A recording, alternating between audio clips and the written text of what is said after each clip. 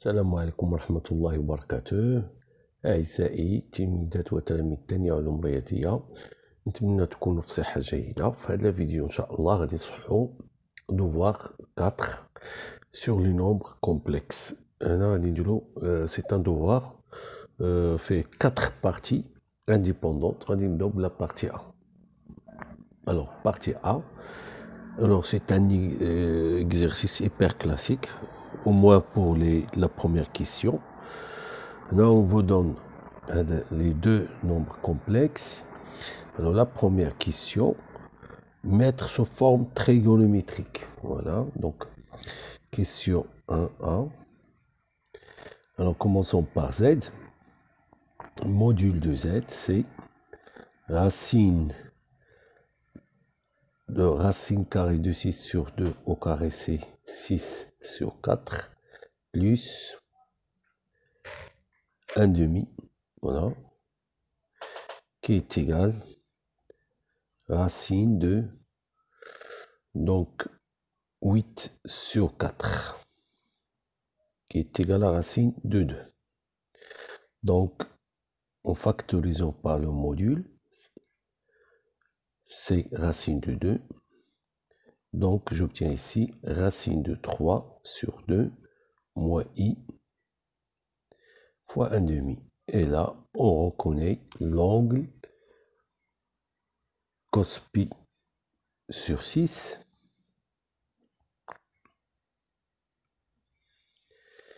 Mais c'est pas la forme trigonométrique car je dois avoir ici plus.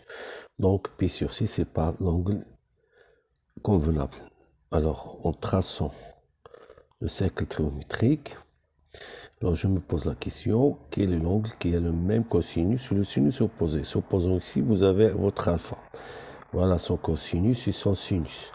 Alors, le même cosinus et les sinus opposés, c'est cet angle-là qui représente moins alpha. Donc, c'est racine de 2, cos de moins pi sur 6, plus i sinus de moins pi sur 6. Alors, cette notation, voilà, peut être considérée, il y a la forme trigonométrique, ou bien il y a la notation crochet, racine de 2 moins pi sur 6. Maintenant, passons à Z'. Z', c'est 1 moins i. Alors, module de Z', c'est racine de 2. Alors, factorisons par racine de 2, ça donne racine de 2 sur 2 moins i, racine de 2 sur 2. Ceci vous donne, c'est racine de 2. Je reconnais ici l'angle pi sur 4, mais ce n'est pas la forme trigonométrique. Par le même raisonnement, je remplace pi sur 4 par cos de moins pi sur 4, et donc plus i sinus moins pi sur 4. Et j'obtiens la forme trigonométrique de Z'. Et finalement, la forme trigonométrique de quotient. Z est égal à Z sur Z'. Alors, la forme trigonométrique de Z, c'est racine de 2 moins pi sur 6. Et la forme trigonométrique de Z', c'est racine de 2 moins pi sur 4. Donc, par les propriétés algébriques du module, alors le module de quotient, c'est le quotient des modules. Donc, racine de 2 sur 2, c'est 1. Et un argument, c'est la différence. C'est moins pi sur 6 plus pi sur 4, qui est égal à 1. Donc, j'ai ici, réduit au multiplicateur, c'est 12, voilà, moins 2 pi plus 3 pi, ça donne pi sur 12. Et voilà la forme trigonométrique de Z, grand Z. Question suivante. En déduire les valeurs de cos pi sur 12 et sinus pi sur 12. Alors, il suffit de faire le lien entre la forme trigonométrique et la forme algébrique. Alors supposons que j'ai pour forme algébrique est égal à x plus y. Donc il faut préciser ici que x et y sont des réels. Et la forme trigonométrique r cos alpha. Donc c'est r cos alpha plus i sin alpha. Donc j'obtiens x est égal à r cos alpha et y est égal à r sinus alpha. Et voilà la relation qui lie la forme trigonométrique à la forme algébrique. C'est ce qu'on va appliquer ici. Alors, j'ai déjà la forme trigonométrique de grand Z, c'est 1 pi sur 10. Alors, pour la forme algébrique, je vais partir de quotient Z sur Z'. Ceci va vous donner racine de 6 moins i racine de 2 divisé par 2, le tout divisé par 1 moins i, qui est égal, alors c'est le quotient, 1 sur racine de i racine de 6, racine de 2, pardon, multiplié par le conjugué de 1 plus i. Alors il y a un 2 ici de la fraction, de cette fraction, il y a ici 2, parce qu'on a multiplié par le conjugué de 1 moins i. Alors ceci va vous donner ici 4.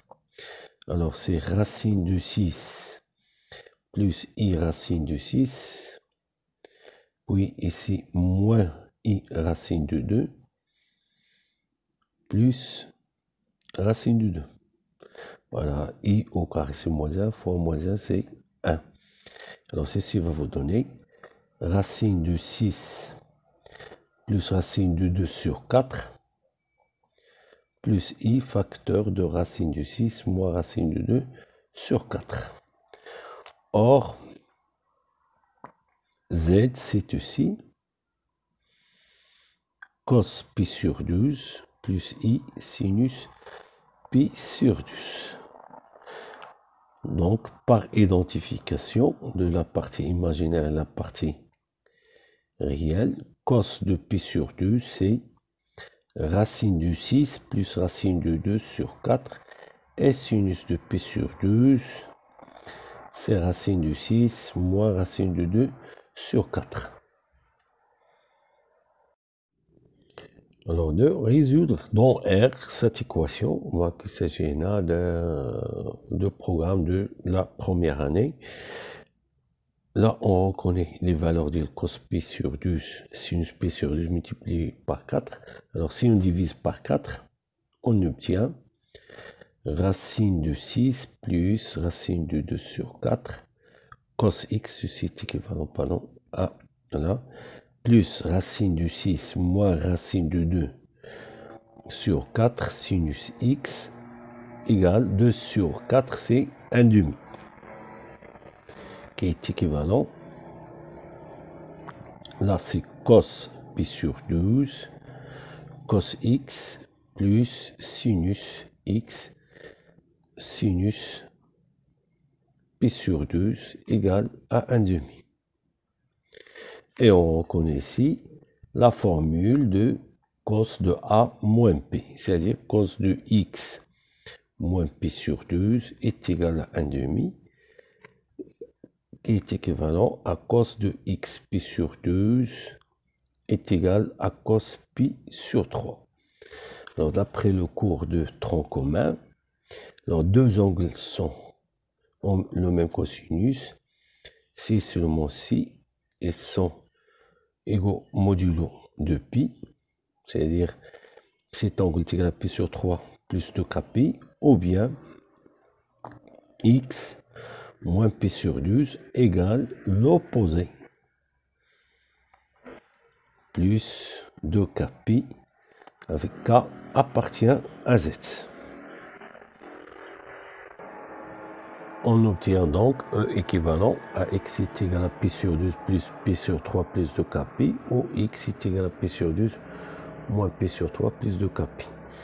Donc x est égal à 5 pi sur 12, et ou x est égal à moins pi sur 12, moins pi sur 4, et on obtient l'ensemble des solutions, c'est la réunion de ces deux ensembles.